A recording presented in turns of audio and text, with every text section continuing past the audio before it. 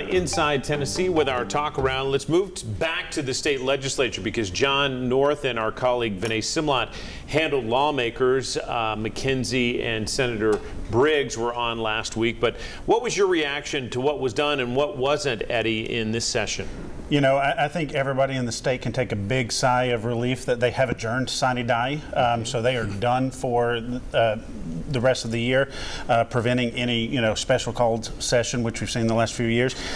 There were some good things that happened out of the legislature this year. I mean, when you look at school funding and the fact that they were able to put a little bit more into the TISA formula, and the fact that the state was dealing with $10 billion less, but because of the fiscal stewardship of not taking all the COVID money over the last few years and just spending it on recurring, they had been using it for one time, there were less draconian cuts that had to be made this year. So there were a lot of good things.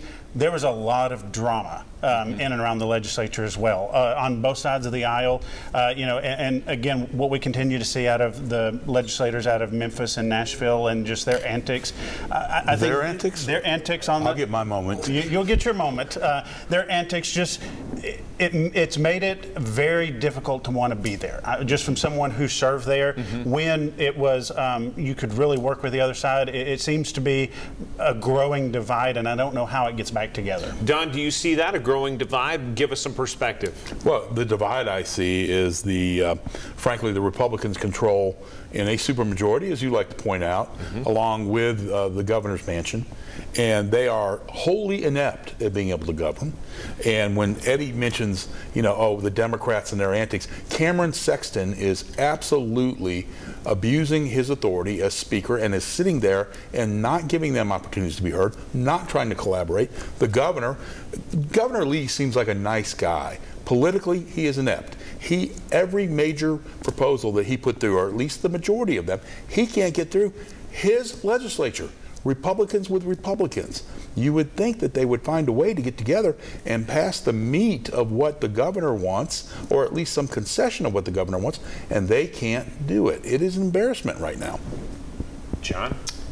I agree with what they all said. Do we have time to mention one little political notice? We do. Michael Greider, who's been chief of staff for Congressman Tim Burchett, been with him 14 years. It goes back to 2010 when Tim was the mayor of Knox County. We got the announcement that he is moving on, going into business for himself. He and Burchett have been like this here and in Washington, and Jennifer Lingenfelter is going to take over as chief of staff.